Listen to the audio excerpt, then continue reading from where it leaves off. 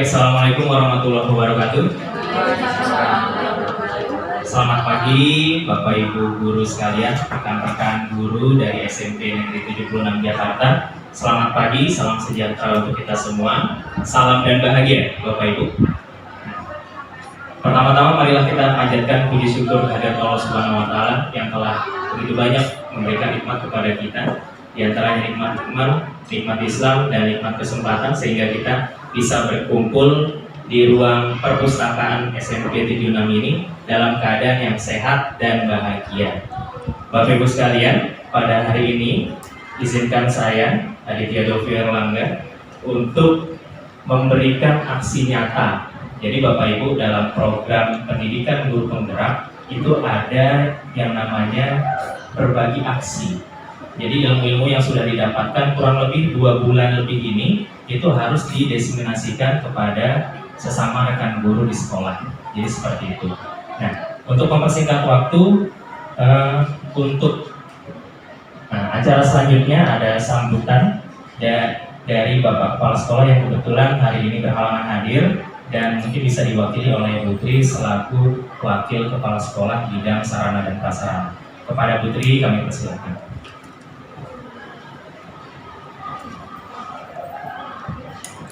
Bismillahirrahmanirrahim. Assalamualaikum warahmatullahi wabarakatuh. Bapak Ibu guru yang saya hormati, bersyukur alhamdulillah kita panjatkan ya.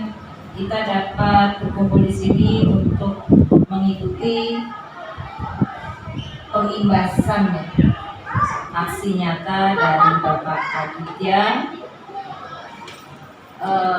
tentang program dari guru penggerak. Ya alhamdulillah kita bersyukur di SMP Negeri 76 ini ada beberapa calon guru penggerak dan SMP Negeri 76 sangat mendukung untuk kegiatan tersebut dan berharap dengan adanya pengimbasan yang seperti ini itu akan lebih menguatkan keluarga SMP Negeri 76 Jakarta mengubah paradigma berpikir dan mengimplementasikan apa yang sudah Pak Aditya dan teman-teman guru penggerak lakukan sehingga SMP Negeri 76 Jakarta secara keseluruhan baik sekolahnya siap menjadi sekolah penggerak dan dirinya pun sebagai guru penggerak. Mungkin dari saya cukup itu saja. Semoga selanjutnya semakin sukses untuk Pak Adit dan juga untuk SMP Negeri 76 Jakarta. Wabillahi taufiq wal hidayah. Wassalamualaikum warahmatullahi wabarakatuh. Waalaikumsalam. Ya, terima kasih Putri yang sudah mewakili Bapak Kepala Sekolah untuk memberikan sambutan. Bapak Ibu untuk mencairkan suasana, saya pantun dulu ya Bapak Ibu ya. Boleh ya? Boleh. Oke. Pak Fandi rumahnya di Sawangan Permai, betul ya Pak ya? Betul. Kalau Piki rumahnya di Kawi-Kawi. Janganlah tegang, janganlah grogi. Diskusi pagi yang santai tapi berisi. Satu lagi. Saya siapin soalnya dari semalam. Nah, karena saya guru IPS, jadi saya senang bahas lokasi. Rosita tinggal di Pondok Ungu. Benar ya? Benar nggak? Pesona anggrek. Pesona anggrek. Tapi kan masih Pondok Ungu kan? Kalau DA ini Harus ada harus ada. Kenapa boleh Tinggal di Jakarta Barat, betul ya? Nah, tinggal di Jakarta Barat. Salam hangat, salam bahagia untuk semua rekan-rekan guru. Sambutlah salam dari saya dengan penuh semangat. Assalamualaikum warahmatullahi wabarakatuh. Waalaikumsalam warahmatullahi wabarakatuh. Oke, baik. Setelah sambutan tadi, berikutnya adalah paparan materi. Jadi Bapak Ibu, kegiatan kita hari ini adalah bentuk pengimbasan dari calon guru penggerak yang sudah kurang lebih 2 bulan lebih ini ya mengalami atau belajar tentang bagaimana menjadi seorang guru yang bukan hanya berpikir, bukan hanya mengajar, bukan hanya mendidik, tapi juga mampu menggerakkan. Nah, oke, selanjutnya untuk lebih mencairkan suasana supaya kita nggak grogi, supaya kita nggak tegang, padahal ini saya grogi banget. Ya, oke, kita ice breaking dulu ya. Ice breaking boleh Bapak Ibu berdiri sebentar. Miss Rina, Bu Ayu, boleh berdiri sebentar, kita ice breaking. Nah, SPP-nya gini Bapak Ibu, simpel. Jadi kalau misalkan saya bilang tepuk 1, tepuk 2, nah ke sebelahnya kayak gini. Ya, ke sebelahnya kayak gini. Jadi ada temannya tuh. Nah, misalkan Bu Ayu sama Pak Piki, berarti Pak Piki, nah kayak gitu betul. Kalau tepuk 3, bahagia, gitu ya. Bisa? Bahagia. Oke. Di ini, diingat-ingat. Oke, dicermatin. Tepuk 1, tepuk 2, nah, tepuk 3. Oke, terima kasih tepuk tangan untuk semua. Bapak Ibu. Ya, mulai duduk lagi. Oke, ya. Jadinya bisa dibilang ini diskusi sersan ya, serius tapi santai, tapi tetap berisi. Nah, saya akan mulai sebelum kita masuk ke diseminasi tentang budaya positif. Jadi di sini saya awali dengan sebuah pemikiran dari Bapak Pendidikan kita, yaitu Bapak Ki Hajar Dewantara, di mana beliau memiliki pernyataan pendidikan merupakan proses menuntun segala kodrat yang ada pada anak-anak. Bapak Ibu, tentunya kita di sini sama-sama harus merubah mindset kita bahwa guru bukan hanya mengajar, bukan hanya mendidik, tapi yang berfokus kita adalah kita harus berfokus pada setiap potensi yang ada pada diri setiap anak. Seperti itu. Jadi anak-anak itu beda Bapak Ibu, ya. Anak-anak itu beragam, nggak bisa disamaratikan. Misalkan, kalau misalkan pendidikan kita yang lama mengharuskan anak yang pintar itu harus pintar matematika, anak yang pintar itu harus pintar bahasa Inggris, gitu misalkan. Nah, padahal jauh dari itu, ya setiap anak punya potensinya masing-masing. Bahkan kita saja sebagai guru itu punya potensinya masing-masing. Saya misalkan guru IPS, saya lemah di matematika misalkan. Ya, Pak Piki guru matematika. Coba kalau Pak Piki suruh ngarang, bingung pasti. Ya kan? Benar ya? Nah itu mindset kita, mindset yang harus diubah. Nah ini dia. Jadi Bapak Ki Hajar Dewantara ini juga mengibaratkan guru itu seperti petani yang hanya dapat menuntun tumbuhnya padi, tetapi tidak bisa atau tidak dapat mengganti kodratnya padi. Seperti itu. Begitu juga guru yang punya tugas untuk menuntun tumbuhnya kodrat setiap murid. Nah ini dia. Jadi inti dari semua itu adalah pendidikan yang harusnya kita sebagai guru lakukan. Itu adalah pendidikan yang berpihak pada murid. Semuanya kita lakukan untuk murid. Bahkan segala proses untuk pendidikannya itu kita juga harus berfokus pada murid. Ya, bukan hanya mengajar, bukan hanya mendidik, tapi kita juga paham, tapi kita juga ngeh gitu ya tentang potensi dari setiap si anak. Nah ini dia. Jadinya ada trilogi juga yang dikembangkan oleh Bapak Pendidikan kita, yaitu yang pertama Ingarso Sungtulodo. Nah, mungkin Bapak Ibu sudah gak asing ya sama beberapa kalimat ini. Yang kedua ada Ing Madio Mahun Karso, Tuturi Handayani yang ketiga. Nah yang pertama Ingarso Sungtulodo, di depan menjadi teladan. Bapak Ibu bukan hanya mengajar, Bapak Ibu kita semua sebagai guru juga harus menjadi teladan bagi setiap anak-anaknya. Kalau kita menginginkan anak yang baik, kitanya juga harus baik. Kalau kita menginginkan anak yang disiplin, kitanya juga harus disiplin. Karena anak itu cerminan dari orang tuanya. Setuju Bapak Ibu ya? Iya. Nah yang kedua adalah Imadium Manguntarso, di tengah membangun motivasi. Anak itu paling senang dibuat motivasi Bapak Ibu. Ketika anak itu dihargai, anak itu akan muncul potensinya. Anak itu jadi nggak malu lagi buat mengembangkan potensinya, gitu ya. Nah yang ketiga Tuturi Handayani, di belakang memberikan dorongan. Nah ini dia. Kalau di kurikulum Merdeka kita kenal ada namanya pembelajaran berdiferensiasi. Nah ini benar-benar bagus sekali untuk pendidikan kita di zaman sekarang. Karena apa? Karena kita dari pembelajaran berdiferensiasi itu kita jadi mengenal setiap potensi anak itu ternyata beda-beda loh, gitu ya. Oke, selanjutnya. Nah ini ya, nilai dan peran dari guru penggerak. Nilai itu bisa diartikan sebagai sesuatu yang berharga, sesuatu yang dianggap penting. Nah yang pertama ada berpihak pada murid, inovatif, mandiri, kolaboratif, dan reflektif. Jadi setiap pendidik harus memiliki nilai-nilai dari guru penggerak. Ini bukan hanya untuk guru penggerak saja, tapi guru penggerak bisa mengimbaskan kepada teman-teman guru yang lainnya. Nah, lalu ada perannya. Peran dari guru penggerak itu sendiri adalah pemimpin pembelajaran, coach bagi guru lain, kolaboratif, kepemimpinan murid, dan bisa menggerakkan komunitas. Nah, beberapa hari yang lalu, ya mungkin sama dengan Pak Denny. Nah, saya juga sudah membahas visi dari guru penggerak yang didasarkan pada pendekatan input apresiatif. Nah, di dalamnya itu ada yang namanya alur baja, Bapak Ibu. Ya, dari mulai buat pertanyaan sampai pada ambil tindakan seperti itu. Nah, dari kegiatan diskusi kemarin tentang visi guru penggerak itu sudah terbentuklah sebuah visi yang waktu itu dihadiri oleh Bapak Kepala Sekolah, ada Pak Kiki juga, waktu itu ada Bu Cali ya kalau nggak salah ya, lalu ada Pak Faris. Nah, dari situ kita membentuk visi untuk 76, yaitu terwujudnya peserta didik yang beriman dan bertakwa, kreatif, inovatif, berbudaya, prestasi, dan peduli lingkungan. Nah, ini dia. Nah, kita masuk ke materi inti dari kegiatan kita hari ini, yaitu terkait dengan budaya positif.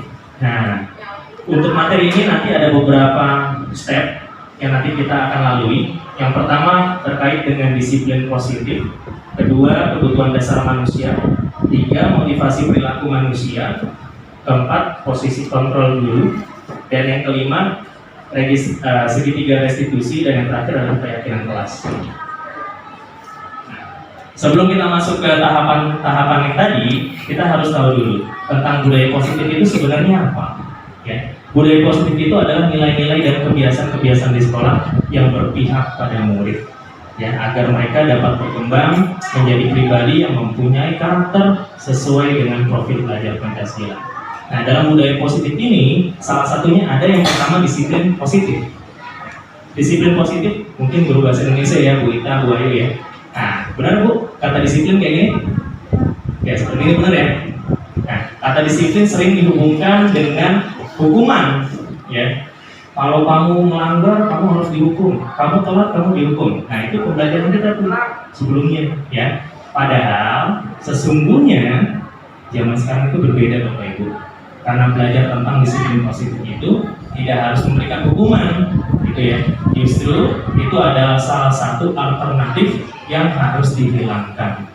Jadinya kalau misalkan ada anak yang telat, kira-kira biasanya diapain Bu ya? Boleh Bu Ayu, pakai mic-nya buat Bu Ayu.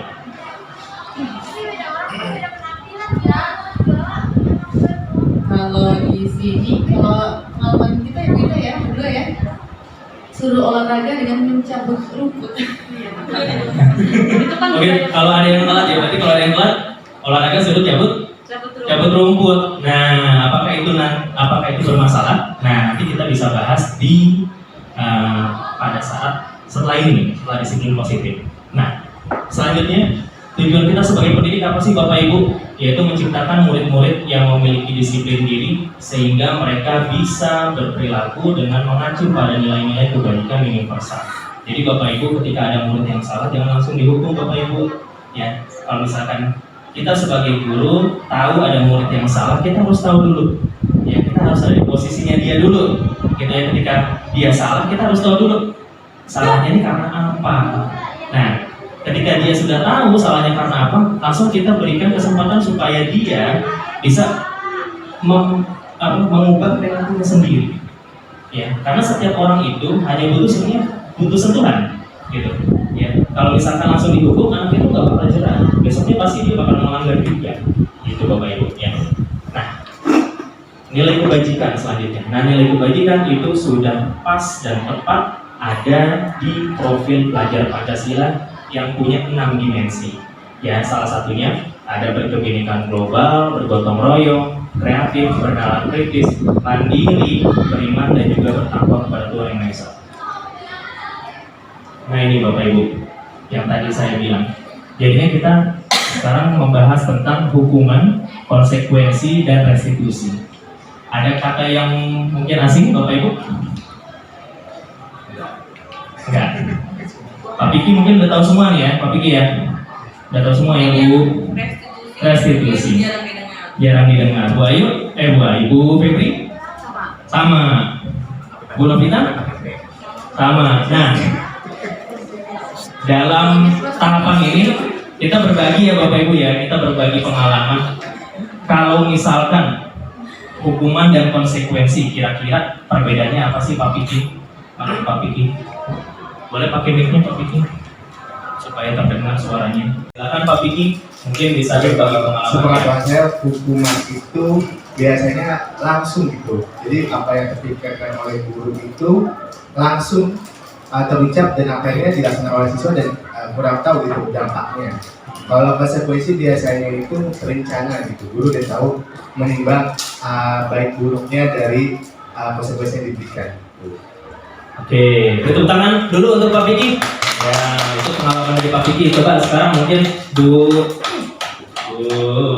Febri. Nah, coba Bu Febri. Ini kalau menurut pendapat saya Pak, kalau hukuman itu lebih bersifat efek jerah juga sih sebenarnya. Nah kalau konsekuensi kayak kita biasanya udah melakukan peneguran dan melakukan kesepakatan sama murid, misalnya kayak kalau kamu ngelakuin ini lagi konsekuensinya apa, kita udah menjabarkan lebih dulu. Jadi ketika sudah kedua kalinya atau ketiga kalinya dia melakukan, biasanya dia akan berpikir lagi kan. Nah kalau hukuman mungkin yang tadi dibilang Bu Ayu sudah dari awal udah ada peraturannya gitu. Kalau konsekuensi lebih ke pembicaraan dulu. Oke, beri tepuk tangan untuk Bu Febri. Nah, Bu Febri, oke. Nah, jawaban yang cukup menarik dari Bu Febri dan juga Pak Piki. Nah, jadinya hukuman dan konsekuensi bisa dibedakan seperti saya coba.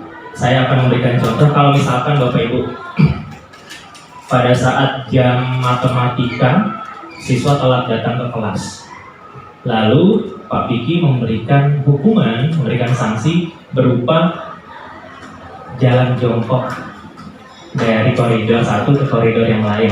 Kira-kira itu merupakan hukuman atau konsekuensi?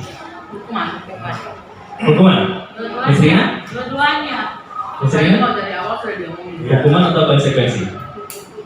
Hukuman. Nah, oke, itu jawabannya hukuman, betul. Kalau misalkan Pak Piki guru matematika, ada anak yang telat datang ke kelas. Tiba-tiba anak itu diberikan sanksi berupa menghitung rumus Pythagoras. Beda sendiri dengan yang lain. Kira-kira itu berupa hukuman atau konsekuensi? Tergantung dibahas gimana. Nah, kalau untuk kasus yang kedua, itu merupakan contoh konsekuensi. Jadi bedanya di mana Bapak Ibu? Ketika hukuman itu sifatnya insidental, bukan hanya fisik. Kalau fisik seperti ini, misalkan ada contoh lagi. Nah, misalkan seorang anak telat datang ke mata pelajaran PJOK. Nah, Pak Willy misalkan selaku guru olahraga memberikan sanksi anak suruh lari lapangan 2 putaran. Kira-kira hukuman atau konsekuensi? Itu konsekuensi. Karena apa? Nah, betul. Jadi hukuman dan konsekuensi itu perbedaannya hanya pada hubungannya. Ada keterkaitan nggak antara si sanksi dengan keyakinan yang sudah dibuat? Kalau dia tidak ada keterkaitan, berarti itu namanya hukuman. Kalau misalkan dia ada keterkaitan dengan materi atau apa yang sedang dipelajari, keyakinannya itu berarti merupakan konsekuensi. Jadi gitu. Jadi kalau misalkan ada yang telat nih di jam IPS, oke, silakan kamu masuk, silakan kamu cari, sanksinya adalah kamu cari negara Indonesia di global. Nah, karena masih ada keterkaitan, ada hubungan dengan materi IPS, berarti dia namanya konsekuensi Bapak Ibu. Gitu. Nah, tetapi ya penyelesaian masalah dari hukuman dan konsekuensi itu masih banyak kekurangan. Akhirnya kita punya alternatif lain, ya. Alternatif lainnya itu adalah segitiga restitusi. Nah, segitiga restitusi mungkin Pak Piki bisa berbagi. Nah, Pak Piki tadi katanya sudah paham segitiga restitusi itu apa. Boleh Pak Piki.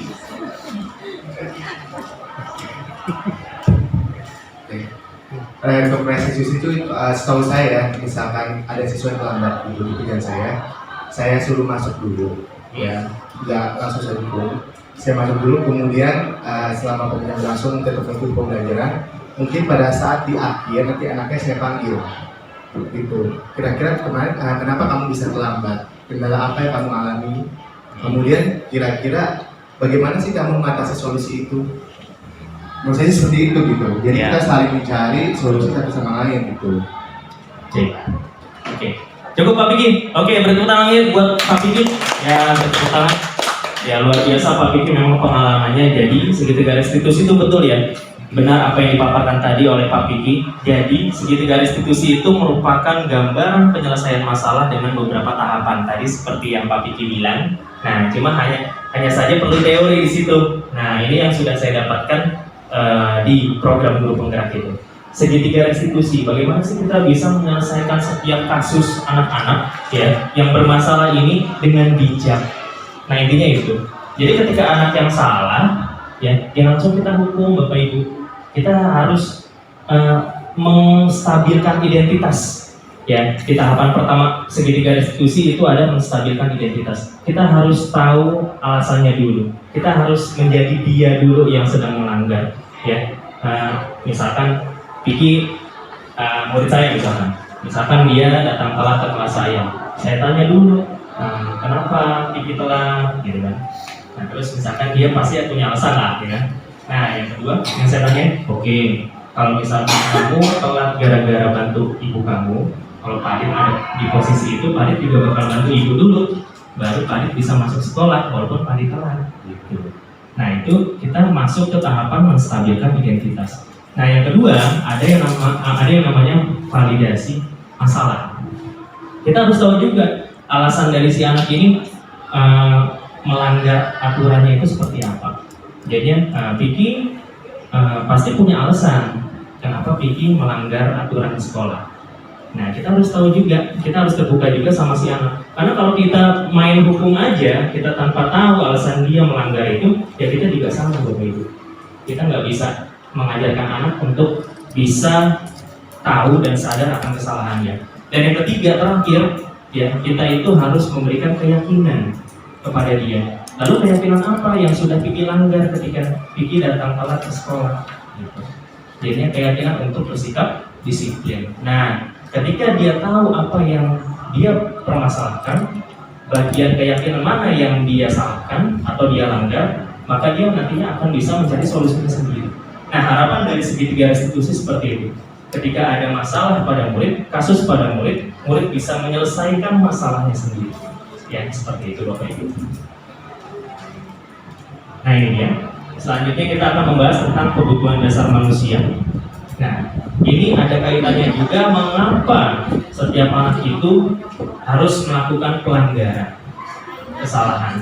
Yang pertama adalah bertahan hidup Bapak Ibu. Ketika anak telat datang ke sekolah, pernah nggak berpikir kalau anak itu ternyata dari keluarga yang kurang mampu, yang harus mengorbankan waktunya untuk bekerja kalau malam. Saya pengalaman Bapak Ibu di dekat Pasar Johar, waktu malam itu saya lagi makan di situ sama istri saya. Saya ketemu Fahri dia ngamen. Dia ngamen di sana dan tahu pas ngeliat, Pak Adit gitu kan, kabur langsung dia. Pak Adit kenapa sini nggak apa sini? Saya panggil Pak Adit, lagi bawa buku lilin, saya panggil.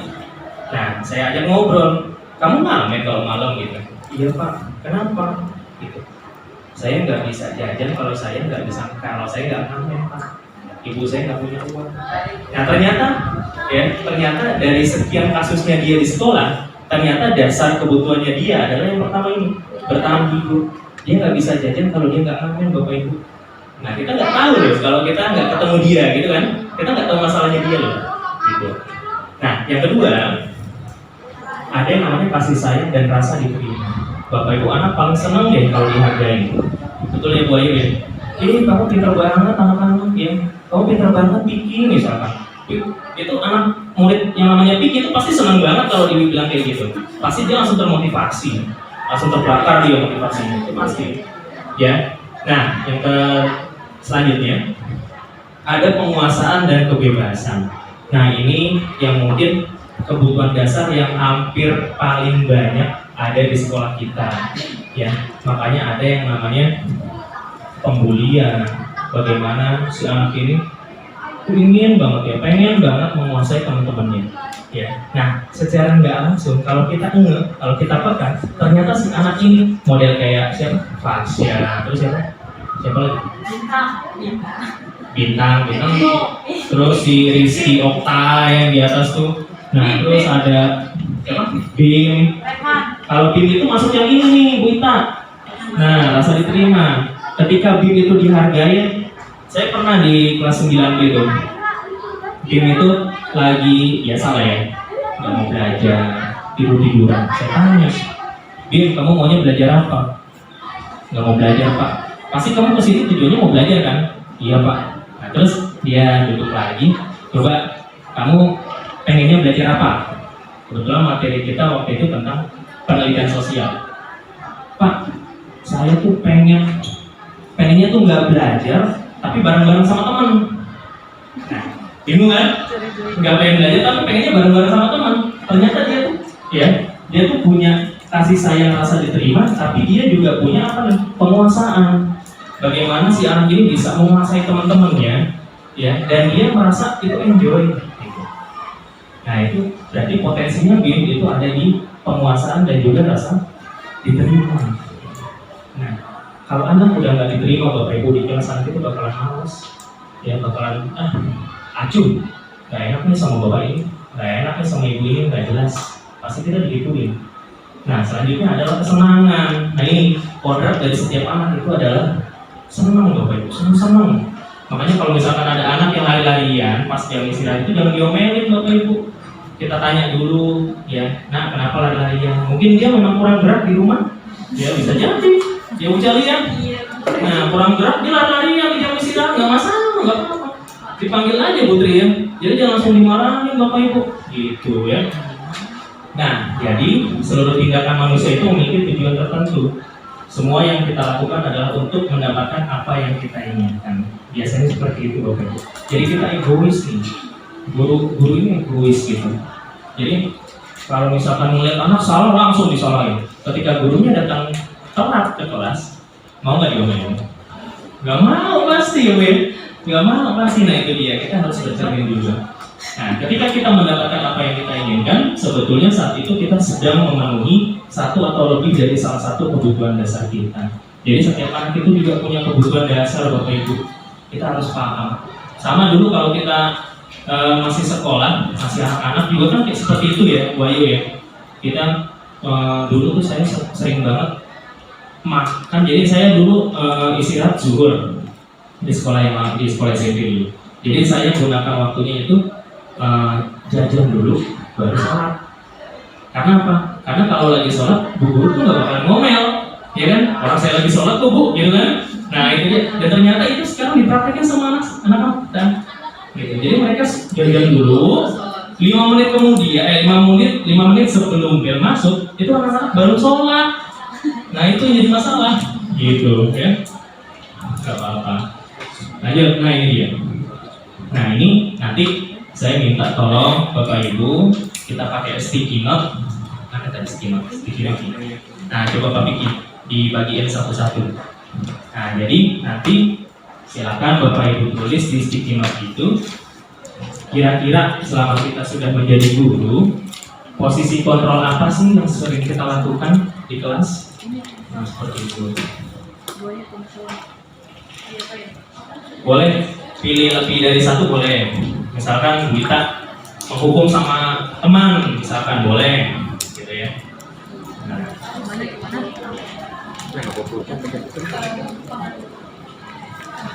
Ada penghukum, pemantau, pembuat rasa bersalah, ada posisi kontrol sebagai teman dan sebagai manajer. Oke.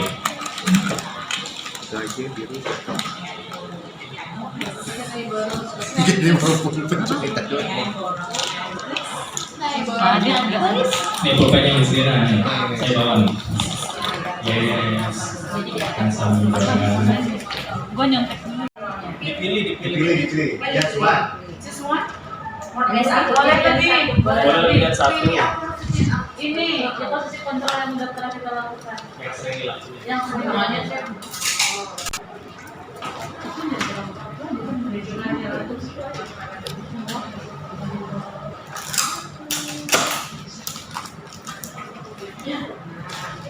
Pakai nama nggak maksudnya? Suami ayam satu, penghukum. Penghukum kan ya? Tulisnya gimana? Tahun Tinggal Bapak Ibu pilih aja. Ngatur. Manajer itu kan mengatur berarti. Mengatur. Hah? Boleh. Udah misalnya udah. Oh, mengatur misalkan dia nggak langsung marah. Dia bisa tahu menstabilkan anak dulu emosinya. Terus habis itu ditanya dulu masalahnya apa, baru dieksekusi. Oh, itu cuma ikat banget itu. Nah, boleh Bapak Ibu pilih. yang belum habis. Kalau teman gimana Pak Adit? Sama. Sini. Tapi nggak bisa punya teman. Ya. Nah, ini mohon izin Bapak Ibu ya, jadi memang harus ada dokumentasi, beberapa dokumentasi Gitu doang. Banyak. di kegiatan. Ini udah ke berapa? Berapa sih? Semuanya boleh dipilih. Semuanya boleh dipilih. Boleh? Boleh, boleh. Boleh tolong. Tergantung moodnya gitu. Iya. Yang Kalau lebih lagi sering. sabar jadi manajer. Jangan Oh, nggak bisa banget. Oh iya benar. Kalau lagi tergantung mood. Benar tergantung mood sih ya, benar. Dan dompet. Saya penasaran sama Bu Tia, coba ini mana ya? Bu Tia ya. Oh, soal Kira-kira jadi apa ya? Buat dia pengen semua nih. Dilihat dong. selesai, belum istirahat. Ya itu. Dilihat. Boleh sambil makan nggak? Karena sudah beli. Saya udah habis malah. Oke, nah di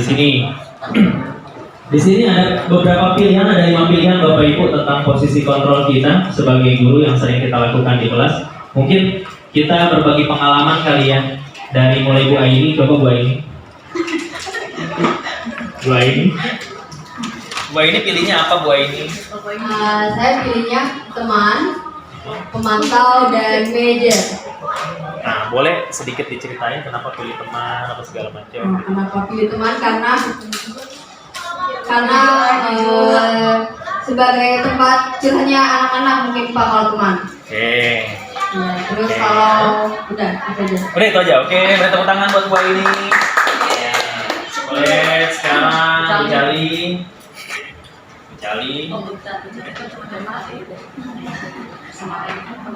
Kalau saya hampir semua pernah sih penghukum, pembuat rasa bersalah, teman, dan manajer.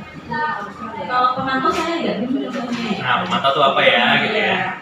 Oke. Jadi hampir semua sudah pernah dilakukan pernah menjadi penghukum. Biasanya kalau penghukum itu kalau misalkan kurang sabar jadi dia langsung menghukum anak tanpa menanyakan dulu masalahnya dia itu apa. Oke, Bu Cali, makasih. Beri tepuk tangan buat Bu Cali. Jangan lagi makan. Udah bahas kayak gitu. Mau kita ada sedikit Apa? Coba Bu Tia kayak gimana Bu Tia? Kalau saya hampir semua Pak Adit, kecuali mungkin pembuat rasa bersalah. Ya, saya orangnya gak enakan ya Pak Adit ya. Oh, Jadi saya berpikir membuat anak juga merasa nyaman gitu. ya, oke. Tidak terlalu menyakiti perasaannya. Oke, terus. Berarti ya nggak apa-apa. Miss Rina, ya gantian Miss Rina. Udah sabar pengen ngomong sekarang. Kalau saya semua posisi kontrol itu pernah saya lakukan. Ya karena saya ngajar dari 2001 di tempat swasta dan negeri yang notabene-nya siswanya berbeda. Tapi yang paling sering adalah saya selalu bikin membuat rasa bersalah. Karena badan saya besar, suara saya besar, jadi saya menggunakan nada suara saya untuk mengintimidasi siswa. Ya, dengan suara saya. Tapi menurut saya itu sebenarnya nggak selalu negatif sih, ada positifnya. Karena dengan seperti itu saya mengeluarkan suara besar, apalagi badan saya besar, kontrol kelasnya itu mereka ada. lebih ada ya. sedikit ada, dan mereka lebih sedikit segan dibandingkan mungkin dengan menghadapi guru yang kelemar-kelemar, lemas-lemas, lemah lembut gitu ya. Menurut saya, ini menurut pengalaman saya. Jadi pembuat rasa berkontrol dengan nada suara. Saya mezzo sopran, jadi tahu sendiri. Iya, berarti. Terima kasih. Oke, makasih Miss Rina. Oke, tepuk tangan buat kita semua dong Bapak Ibu. Nah, jadi ada 5 posisi kontrol di sini. Jadi kita bahas satu-satu. Apa sih penghukum sampai manajer ini? Maksudnya naik ya Bapak Ibu. Yang pertama, posisi kontrol untuk penghukum. Jadi seorang penghukum itu bisa menggunakan hukuman fisik maupun verbal. Nah, seperti yang tadi Miss Rina bilang, Miss Rina selalu menggunakan nada suara tinggi. Nah, berarti kalau nada suara tinggi ini maksudnya kemana nih? Ya, penghukum atau pembuat rasa bersalah? Nah, kita lihat. Jadi kalau misalkan penghukum itu, ciri khas penghukum adalah nada suara tinggi, Bapak Ibu. Jadi kalau misalkan Bapak Ibu posisi kontrolnya sering banget ya bernada tinggi depan murid, ya ketika menyelesaikan masalah, berarti Bapak Ibu masuk ke penghukum. Bahasa tubuh, matanya melotot, nah itu. Pasti kalau nada tinggi, kalau matanya melotot kurang enak tuh, ya kan? Iya, kurang enak, kurang serp gitu. Dan jari menunjuk-nunjuk menghardik. Nah, tunjuk-tunjuk. Mata sisi kan. Kalau saya Nah, kalau dia jelek gitu gimana? kenapa? Dia jelek gitu. Nah, itu udah diskriminasi. Oke. Nah, kita masuk pembuat rasa bersalah. Nah, pembuat rasa bersalah di sini akan menggunakan keheningan yang membuat orang lain merasa tidak nyaman. Jadi, di pembuat rasa bersalah ini antara guru sama murid itu sama-sama playing victim. Merasa jadi korban. Ada yang baper. Misalkan, kamu ya Bim ya telat mulu datang ke pelajaran Pak Adit gitu. Udah deh, Pak Adit nggak mau ngajar deh kelas 9 Bim. Ngambek dia. Ya kan? Ya. Nah, itu. Tapi kalau misalkan teorinya, itu ternyata si anak itu ternyata dia merasa bersalah juga Bu Ita, gitu. Tapi yang relate sama zaman anak sekarang itu malah justru anak malah tadi ya, ledek gitu ya. Nah, ketika gurunya tuh ngambek, udah Pak Adit nggak mau ngajar kelas 9 lagi deh. Pasti langsung ngambek, kayak gitu kan? Kayak gitu. Nah, ini pembuat rasa bersalah. Nah, selanjutnya ada pemantau. Nah, ini pemantau nih. Jadi ada posisi kontrol di mana guru ini tidak akan menyakiti murid dan menggunakan hubungan baik dan humor untuk mempengaruhi seseorang. Ya. Nah, jadi ini misalkan kayak gini Bapak Ibu, pernah nggak kalau pemantau tuh gini? Oke, kamu nggak ngerjain PR ya? Nah, Bim misalkan, Bim terus ya pasti. Panas kupingnya. Rizky Okta aja ya, Rizky Okta ya. Rizky Okta, kamu kenapa nggak ngerjain PR IPS misalkan? Iya Pak, saya kemarin main terlalu sampai larut malam misalkan, main game ya misalkan. Nah, oke, sekarang kamu kerjain PR di depan langsung di depan Pak Adit. Nah, dia kerjain PR tuh. Oke, nah ini nomor 1 udah selesai nih, nomor 2 belum nih, terus aja. Sambil kita pantau, sambil kita lihat sampai sejauh mana perkembangan dia untuk merubah perilakunya itu. Nomor 3 belum nih, udah selesai kan? Nah, kamu ada PR apa lagi? Ini Pak, PR matematika Pak, udah dikerjain belum? Terus kita pantau. Nah, itu namanya tipe pemantau. Jadi kalau Bapak Ibu pernah seperti itu, Bapak Ibu sudah masuk posisi kontrol pemantau. Nah, selanjutnya teman. Nah, teman ini dia indikasinya adalah akrab, ya. Akrab, bestie. Jadi misalkan gini, ada anak telat datang ke sekolah. Udah nggak apa-apa, santai aja. Yang penting kamu masuk sekolah. Nah itu, yang penting kamu masuk sekolah. Dengan ada halus, pernah ya misalnya kayak gitu ya? Pernah nggak? Pernah. Gitu ya? Nah, sering tuh kayak gitu. Oh kamu telat ya, di Okta ya? Ya udah nggak apa-apa, kamu udah masuk sekolah aja alhamdulillah. Daripada dijemput. Nah, Bim misalkan saya lagi tiduran misalkan di kelas. Ya udah Bim, kamu kenapa nggak mau belajar? Ngantuk Pak. Ya udah nanti kamu diem ya, jangan gangguinnya ya. Nah ini nih, ya. Nah, tanpa disadari ternyata posisi kontrol yang seperti itu ada di teman. Jadi ketika anak kita biasakan seperti itu, mentoleransi kesalahannya, ternyata si anak kita nyaman Bapak Ibu. Ya udah. orang Pak Vicky juga basic kok kita kayak gitu. Sirap jadi nyaman dan besoknya ngelakuin kesalahan lagi nggak? Iya. Pasti gitu ya. Ngelakuin tapi Jadi perlu ada penekanan penegasan yang lain. Nah, lalu posisi kontrol yang seperti apa yang seharusnya kita miliki sebagai guru yang bijak? Nah, posisi kontrol itu adalah posisi sebagai manajer, ya. Karena posisi ini guru bisa berbuat sesuatu bersama dengan murid, mempersilahkan murid mempertanggungjawabkan perilakunya, mendukung murid agar dapat menemukan solusi atas permasalahannya sendiri. Jadi kita care Bapak Ibu, ada Deski Otang nggak ngerjain PR ya kita tanya kenapa. Jangan malah kita ya udahlah nggak apa-apa yang penting kamu masuk gitu kan. Itu masalah. Gitu. Ya kita tanya, kita ajak diskusi, kita kasih kesempatan supaya Deski Otang ini bisa cari solusinya sendiri. Oke. Nah, ini dia. Selanjutnya saya punya pertanyaan. Pernahkah Bapak atau Ibu mendapati murid Bapak Ibu datang terlambat atau makan di kelas saat jam pelajaran? sering. Sering ya? Sering banget. Iya. Karena ya SMP kita ini memang ini ya banyak banget masalah tentang ini. Nah, beberapa hari yang lalu saya sudah mempraktikkan tentang segitiga restitusi dengan 3 tahapannya tadi. Yang pertama menstabilkan identitas, yang kedua validasi tindakan yang salah, dan yang ketiga adalah membuat keyakinan. Nah, berikut saya putarkan video tentang berbagi praktik saya yang bisa Bapak Ibu lihat. Pasti cantik nih temenannya. Pasti anaknya cantik. Harusnya kayak cantik.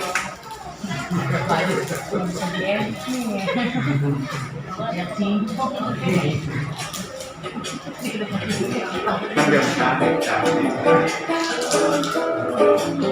Anita nih. Ada mulus.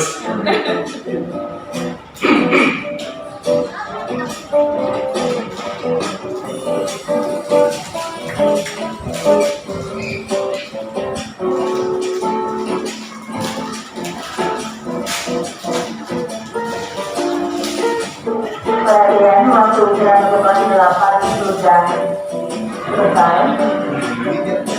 Segera berikan peralatan tadinya dan kembali ke kelas. Sekali lagi, waktu istirahat kelas 8 sudah selesai.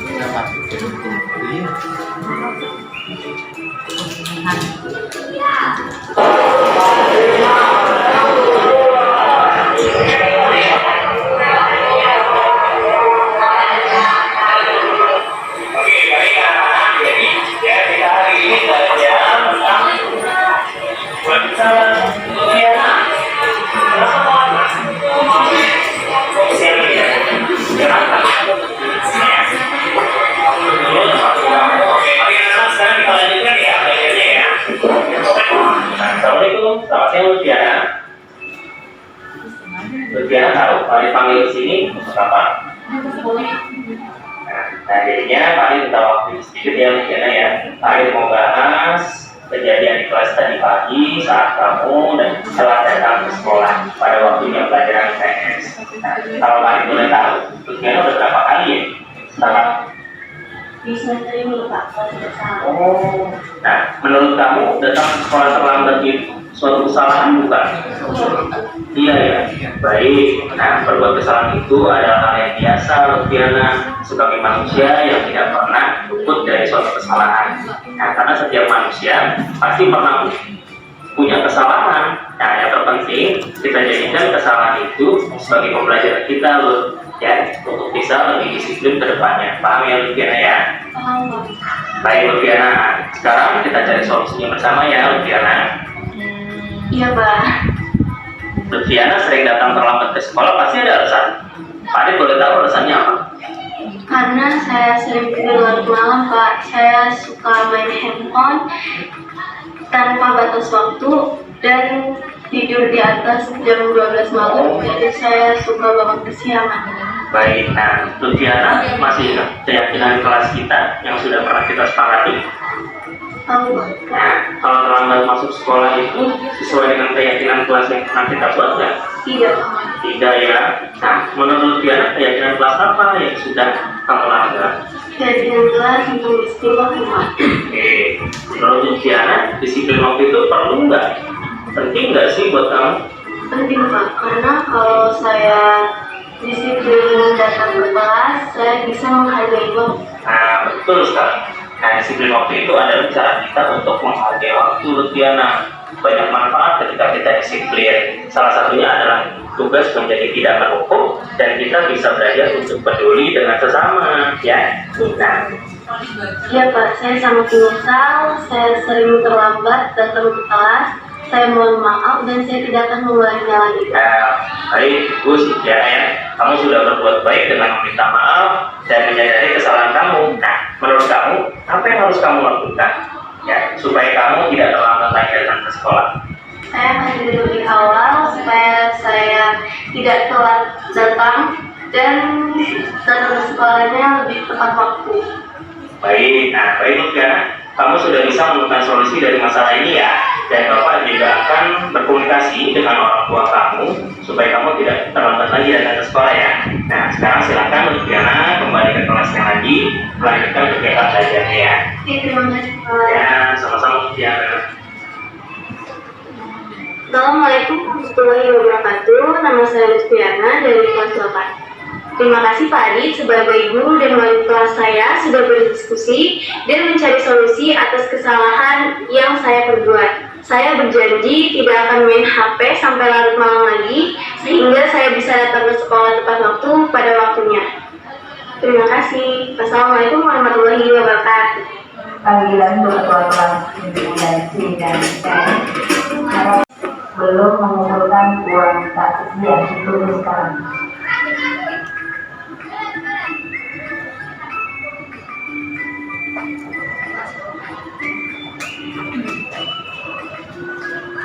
Kita akan mempelajari tentang hubungan sosial ya. Jadi hubungan sosial itu banyak jenisnya. Nah, kalau kamu lagi apa?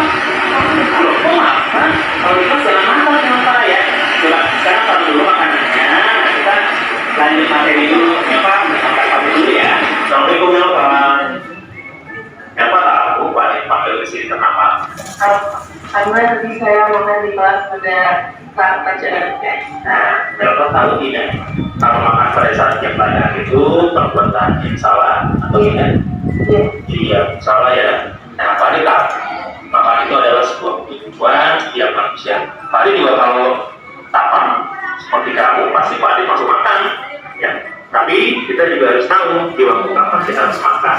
Seperti itu ya. Nah, memangnya kenapa pagi itu sarapan? Belum sempat. Oh, belum sempat. Mengapa kenapa tadi pagi tidak sempat sarapan? Ibu saya baru masak makanan berbagi Pak, jadi saya tidak. Oke, jadi Pak Adi mengerti mengapa Meva tidak sempat sarapan di rumah. Karena ibu baru masak makannya pagi ini ya berarti ya. Iya. Nah, yang Pak Adi mau tanyakan, apakah Meva masih ingat keyakinan kelas yang pernah kita buat di kelas? Masih Pak. Ya, menurut Meva, apakah makan di kelas itu sudah sesuai dengan keyakinan kelas kita? Tidak sesuai Pak. Iya.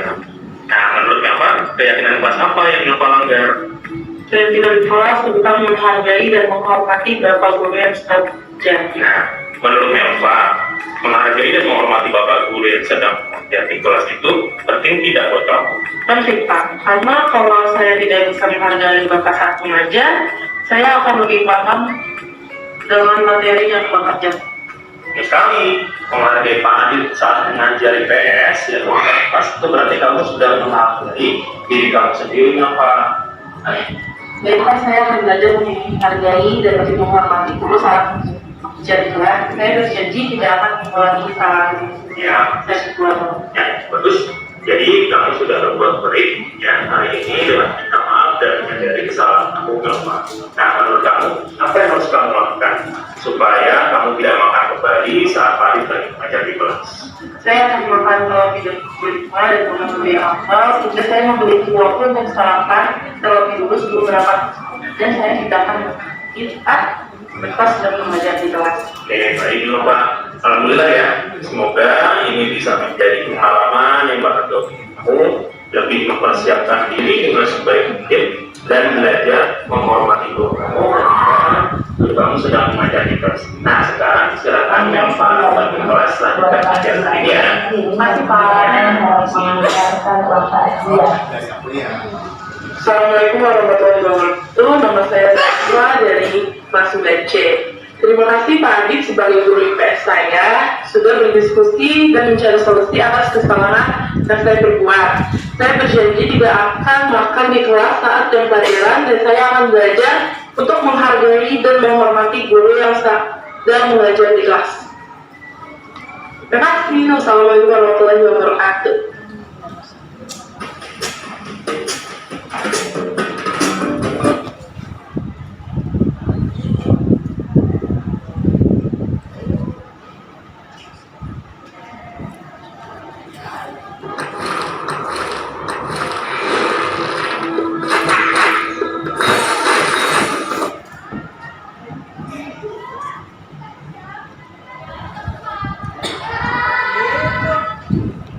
Oke, ya demikian Bapak Ibu. Jadi tadi kita sudah melihat jadi praktik baik yang pernah saya laksanakan di SMP 76. Saya sudah mempraktikkan penyelesaian masalah dengan menggunakan segitiga restitusi. Jadi kurang lebih gambarannya seperti itu ya Bapak Ibu ya. Kalau kita mau menerapkan segitiga restitusi, dan saya rasa itu perlu ketika kita harus tahu apa yang menjadi masalah, apa yang menjadi alasan murid berbuat salah. Nah, lalu apa sih segitiga restitusi itu? Jadi segitiga restitusi itu Bapak Ibu, itu proses untuk menciptakan kondisi bagi murid untuk memperbaiki kesalahan mereka. Ya, sehingga mereka bisa kembali pada kelompok mereka dengan karakter yang lebih kuat. Nah, ini bentuknya Bapak Ibu.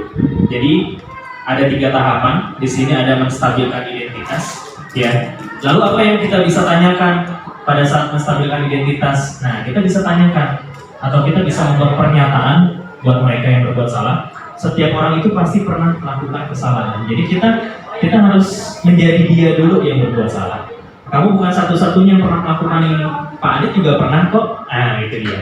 Nah, ketika kita sudah menstabilkan identitas, masuklah kita ke tahap yang kedua. Validasi tindakan yang salah. Ya. Nah, dari sini di tahapan ini itu gambarannya adalah kita tahu juga mengapa anak berbuat salah. Ya, kita bisa tanyakan, kamu tentu punya alasan mengapa melakukan itu. Nah, seperti itu. Ya, yang kedua, adakah cara yang lebih efektif untuk mendapatkan apa yang kamu butuhkan? Nah, itu bisa ditanyakan juga kepada anak. Lalu ketika yang tahap kedua ini sudah kita lakukan, masuklah kita ke tahap yang terakhir. Ya, kita menanyakan keyakinan. Kita membuat keyakinan si anak. Ya, jangan kita hanya menyalahkan, tapi kita juga harus mengajarkan, mendidik kepada mereka. Ya, keyakinan apa sih yang sudah kamu langgar? Nah, ini dia. Jadi sebelum kita, biasa di awal pembelajaran itu kan kita suka buat keyakinan kelas ya, atau yang biasa kita sebut kesepakatan kelas Bapak Ibu ya. Nah, kita bisa tanyakan keyakinan kelas apa yang telah kita sepakati, yang sudah kamu langgar. Nah, seperti itu. Nah, lalu kita bisa tanyakan juga, kamu ingin menjadi orang yang seperti apa? Nah, ini berarti kan harapan murid ya. Harapan murid itu kan pasti beda-beda untuk menyelesaikan masalahnya masing-masing. Nah, ini dia tahapannya, lalu sekilasnya, lalu ada contoh responnya. Saya buat dalam bentuk tabel, bisa Ibu Bapak perhatikan lalu dibaca. Nah, oke. Nah, selanjutnya kita masuk ke materi tentang peraturan dan keyakinan. Nah, ini nanti saya mau izin juga Bapak Ibu nanti buat sticky note juga, nanti silakan ditempel gitu ya. Jadi kita nanti ada praktik membuat keyakinan kelas ya. Jadi kalau misalkan kita di awal pembelajaran itu kan suka buat kesepakatan belajar gitu ya Bu Jali ya. Nah, kira-kira caranya itu udah sesuai teorinya belum gitu ya, kurang lebih kayak gitu. Nah, ini dia. Peraturan itu berdasarkan KBBI adalah tatanan yang berasal dari luar individu. berarti ada dari luar individu yang menekan bahwa peraturan itu harus ditegakkan, peraturan itu harus dilakukan. Nah, sedangkan keyakinan lebih dalam lagi Bapak Ibu. Ya, berdasarkan KBBI, keyakinan ini adalah kepercayaan yang sungguh-sungguh berlandaskan nilai-nilai kebajikan. Ketika anak sudah tahu nilai kebajikan apa yang sudah dilanggar, si anak itu pasti bisa meyakini sendiri. Nah, dari kedua ini perbedaannya terletak dari penentu atau pembuatnya Bapak Ibu. Nah, selanjutnya kita masuk ke keyakinan kelas. Keyakinan kelas itu apa sih? Nilai-nilai kebajikan universal yang disepakati secara tersirat dan tersurat, lepas dari latar belakang suku, negara, bahasa maupun agama. Jadi sifatnya general, ya, menyesuaikan, adaptif dengan keadaan yang ada di sekolah masing-masing. Seseorang akan lebih tergerak dan bersemangat untuk menjalankan keyakinannya daripada hanya sekedar mengikuti peraturan. Nah, ini Bapak Ibu, ketika anak tidak pakai dasi pas upacara misalkan, nah kalau kita langsung hukum, besok anaknya pakai dasi nggak? Kira-kira bakal melanggar lagi nggak kira-kira Bapak Ibu? Bisa jadi, bisa enggak, tapi kemungkinannya bisa jadi. Kalau kita nggak meyakinkan mereka, keyakinan apa yang sudah dilanggar? Nah, gitu ya. Nah, ini dia langkah-langkah untuk membuat keyakinan kelas. Jadi ini adalah materi terakhir sebelum kita nanti praktik membuat keyakinan kelas. Jadi ada 6 step kurang lebih. Yang pertama, berdiskusi memunculkan peraturan yang perlu ditaati warga kelas. Nah, di tahap yang pertama ini kita munculkan dulu peraturan-peraturan apa nih yang kita sepakati bersama. Misal, dilarang datang telat kelas, ya. Yang kedua, dilarang apa kira-kira Bu Ita? Tidur. Dilarang tidur, Bu Cali. Dilarang makan dan minum di kelas. Dilarang makan minum di kelas. Terus Bu Novita. Dilarang untuk tidak membantu tiket. Dilarang untuk tidak membersihkan kelas. Jadi harus membersihkan kelas gitu ya. Nah, pada tahap yang kedua, ubah peraturan tadi yang masih dilarang, tidak boleh, dilarang gitu ya. Itu kan kalimatnya masih negatif ya. Nah, kita ajarkan juga ke anak supaya anak itu paham. Kita ubah peraturan yang tadi, yang masih negatif tadi, menjadi kalimat yang lebih positif. Kira-kira tadi Bu Ita apa tadi? Dilarang tidur di kelas. Berarti kalimat positifnya? Ayo tidur di kelas. Itu malah jadi negatif, tambah negatif loh Pak Piki. Ya, misalnya gini, dilarang membuang sampah. Dilarang membuang sampah, berarti kalimat Berarti positifnya? bekerja sama dalam kebersihan kelas. Nah, bekerja sama dalam membersihkan kelas. Terus Bu Ayu misalkan punya peraturan apa? Dilarang apa? Bullying. Dilarang bullying, berarti kalimat positifnya? Ayo sayangi teman. Ayo sayangi teman. Nah, kurang lebih seperti itu Bapak Ibu. Jadi anak itu kalau misalkan kita bikin kalimatnya negatif, anak itu bakal terdoktrin tuh negatif gitu Bapak Ibu. Ya, jadi mungkin bisa dari sekarang kita mulai belajar membuat kalimat yang lebih positif. Nah, tahap yang ketiga, menyarikan peraturan-peraturan tadi itu menjadi nilai-nilai kebajikan. Jadi setelah anak dibuat kalimat positif, kita harus mengajarkan juga ke anak, ya, nilai kebajikan apa yang sudah kamu perbuat kalau kamu sudah mencintai temannya, tidak membuli. Nah, berarti di situ kan ada rasa kasih sayang. Nilai kebajikan apa ketika kamu sudah datang tepat waktu? Berarti di situ nilai kebajikannya kedisiplinan. Nah, seperti itu. Lalu setelah dibuat nilai-nilai kebajikan tadi, ada tahapan keempat mengenai gambaran perilaku yang mencerminkan. Berarti setelah dibuat nilai kebajikannya, kedisiplinan, perilaku yang seperti apa yang harus kita jalankan, ya, untuk mencerminkan sikap perilaku kedisiplinan tadi. Nah, seperti itu. Lalu yang kelima, berdiskusi mengenai peran seluruh warga kelas. Berarti nggak cuma satu anak ya, berarti yang melakukan itu harus seluruhnya, baik 36 anak atau satu guru yang ada di depan. Lalu tentunya perlu ada refleksi dan evaluasi untuk meninjau ulang keyakinan kelas dari waktu ke waktu. Harus dilihat Bapak Ibu, direfleksi. Kalau perlu ada yang diganti ya diganti, kalau perlu ada yang dipertahankan silakan dipertahankan. Oke, nah terakhir nih Bapak Ibu, ayo praktik membuat keyakinan kelas. Nah, jadi silakan Bapak Ibu mengambil sticky note-nya. Ada kurang lebih berapa? 1, 2, 3, 4. Ada 4. Berarti setiap audiens 4 sticky note. Cukup nggak? Cukup lah ya. Keyakinan kelasnya nggak dijadiin satu aja. Nggak dijadiin satu aja. Satu-satu, Miss. Nah, satu-satu nanti ditempel di sana Miss kalau udah. Oke ya. Satu orang satu gitu Ya. ya. Nah, satu orang 4 Miss. Satu orang 4. 4. Nah, nanti kita arahin. Buah ini udah, buah ini. Ya. Nanti boleh 4, satu audiens 4.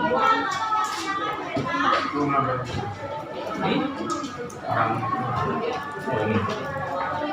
Adit, apa mau tempel di sana aja? Mau kamu apa?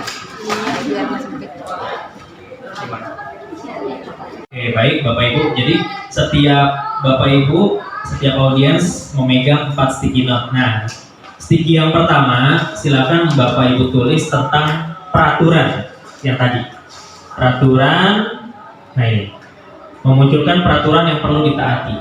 Seperti tadi dilarang, apa tidak boleh apa gitu. Boleh minimal 2 lah. Dilarang apa, tidak boleh apa gitu. Satu sticky ini dua kata-kata. Iya. Satu sticky boleh 2. Tulisnya 2 minimal.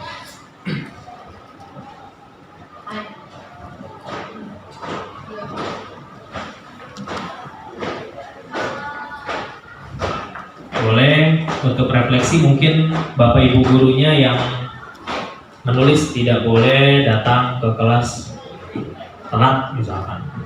Tidak boleh membuli murid misalkan.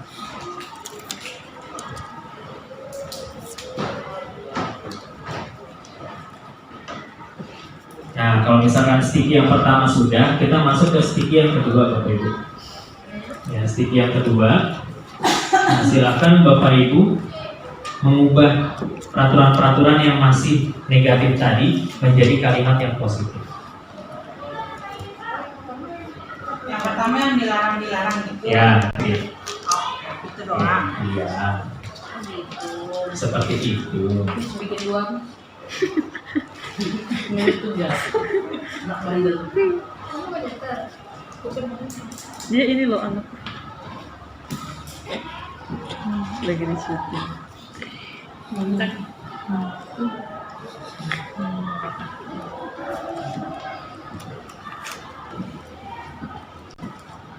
Jangan gitu dong.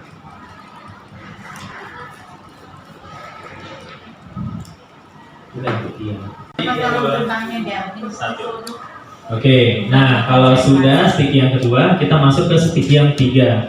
Jadi setelah membuat kalimat yang positif, di sticky yang ketiga dari peraturan yang sudah Bapak Ibu buat itu masuk ke nilai kebajikan universal yang seperti apa.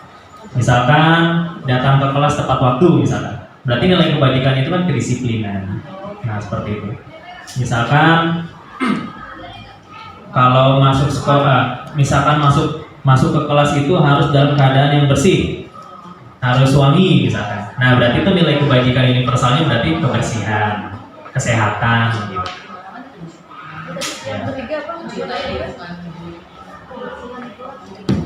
Kenapa? Kebajikan. Nilai kebajikan universal. Pakai yang apa? Pakai yang tadi sudah Bu Ayu buat. Kalimat positif Bu Ayu apa? Ayo jaga kebersihan. Hah? Ayo jaga kebersihan. Ayo jaga kebersihan, berarti nilai kebajikannya tentang kebersihan. Tulis apa? Kebersihan. Nah, dia tulis kebersihan gitu. Di sticky yang ketiga.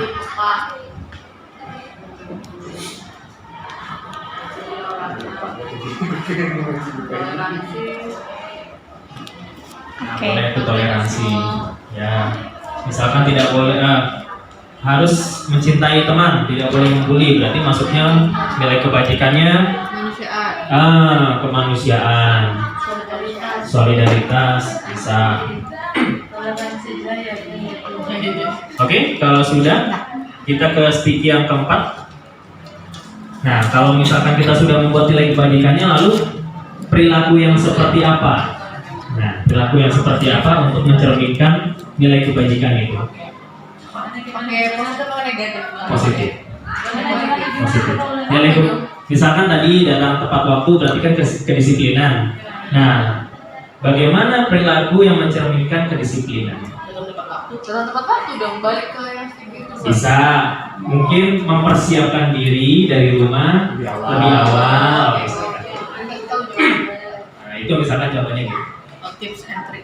supaya itu terjadi? Ayo ada yang mau nanya? Boleh? Kalau Kalau membuli berarti memperbanyak komunikasi yang baik. Ya, betul. Tali silaturahmi. Ya, Betul. Tali silaturahmi. Saling silaturahmi antar teman. Ya. Kalau kebersihan, Pinjam dulu saudara. Kalau kebersihan apa nih? Apa dulu ini ya? Kalimat positifnya. Berarti menjaga kebersihan. Ya, menjaga kebersihan kelas berarti yang mencerminkan mencoret-coret. Ya, mencoret. Nilai kebajikannya berarti kebersihan. Ya, terus perilakunya Waktunya melaksanakan tugas piket pada waktu yang sudah ditentukan. dengan penuh tanggung jawab. Bisa bertanggung jawab pada tugas piket. Nah, itu.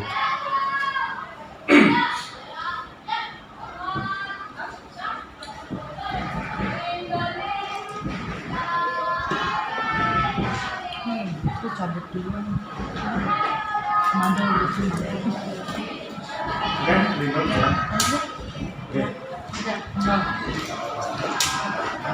Ya, setelah membuat keyakinan, lalu buat kalimat komitmen.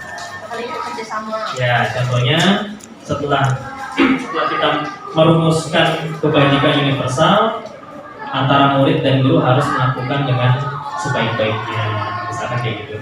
Nah, terus kalau misalkan ada yang melanggar, perlu apa, misalkan seperti itu.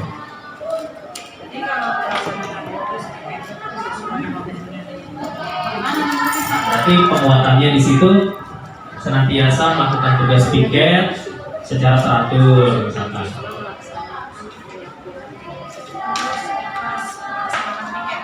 Bisa, boleh melaksanakan piket dengan hati yang tulus, misalkan. Ini pakainya ini. Oh, udah ada, boleh. Suaranya gemes. Suka dong teriak-teriak loh. Ih, kasar ya bunda.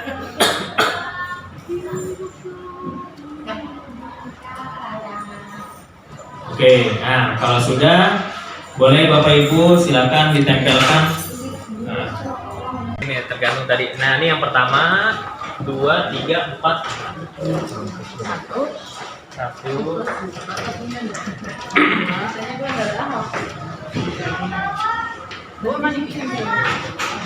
Empat. 2, 3, 4.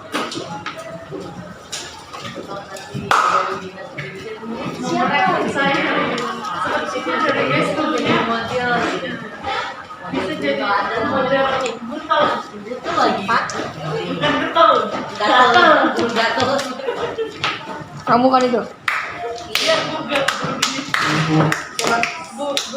Ayo. Yo, ayo. Ayo.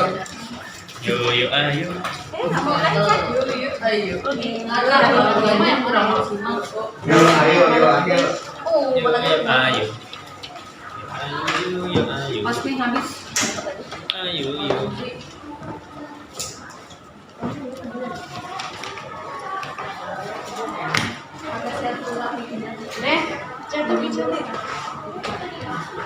Banyak kan kalau pakai oil kita cuma 3 detik, tapi nggak pakai aja. Kita rambut aku banyak suka cuma 2-3 detik sih. Ya? Mau yang hah? Mau yang berapa?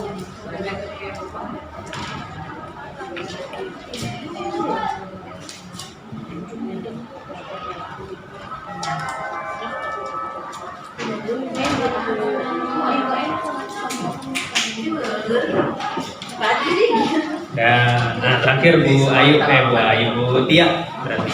Oke. Bu Ayu masih. Oke, Bu Ayu. Tempelin Bu Ayu.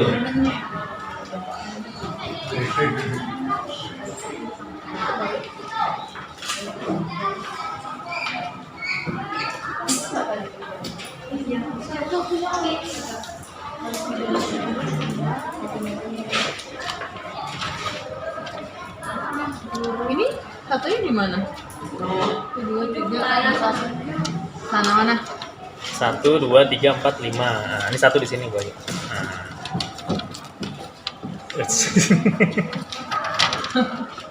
Oke.